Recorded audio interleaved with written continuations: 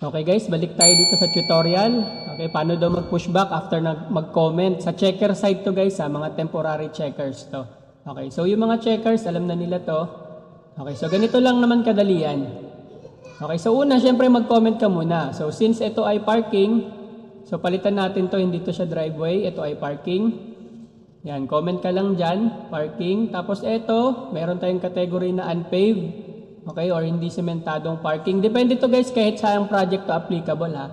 Ganito mag-report ng task, okay, or mag-pushback ng task na hawak mo. Okay, galing to sa labeler side, tapos i-pushback mo kasi marami pang mga need i-fix. Kagaya nito, kulang sa railway, ayan, nag-miss yung railway, so ilagay lang natin, comment lang natin siya railway.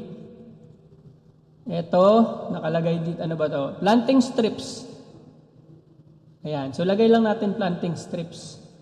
Okay, so since R tayo, hindi gumagalaw. Ay, hindi na natin to area. Okay, so paano mag-delete ng sama na natin to. Paano natin i-delete pag nagkamali? Click mo lang yon and then click mo yung X. Okay, X lang. Click mo lang yung comment mo, tapos meron ka makita dyan sa taas na X. Ito naman is railway. Okay, so since railway, malamang nakaangat to. So ito ay merong tawag dito, overlap. Ayan, railway. Ito si road. At saka tiyak ako, bridge din yan kasi naka-elevate yan. Ayan, bridge yan. So, dapat dyan tatlong category. Railway, overlap sa road, tsaka sa bridge. Okay, tatlong overlap yan dyan ha. Tandaan nyo, tatlong category yan. Kasi nga, yung road is nakaangat. So, ang function ng road is bridge siya para makatawid si railway. Okay, so hanap lang tayo. Okay, so ito pa, report mo na rin to kasi since pavement gamit niya, report mo na rin siya as parking. Okay? Ayan. So after neto guys, control F ka. Ayan. So kung okay na yung mga comment mo, mag-control F, meaning F is mag-fail ka ng task. Ayan, may lalabas din na number. Okay, so ito yung mga tab, ay mga grid. Ito, ang number niyan is 1.1. Ayan.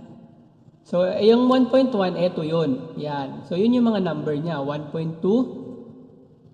Yung 1.2 naman, nandito yun sa gilid. Ayan.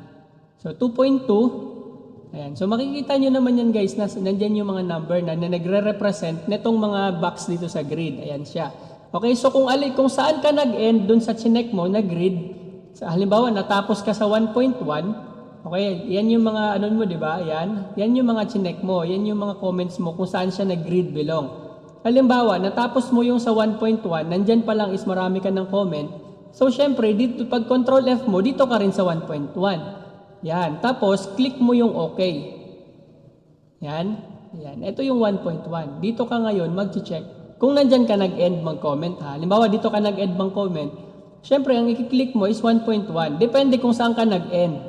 Okay, kapag dyan ka nag-end sa tatlong yan, ang pipindutin mo is okay.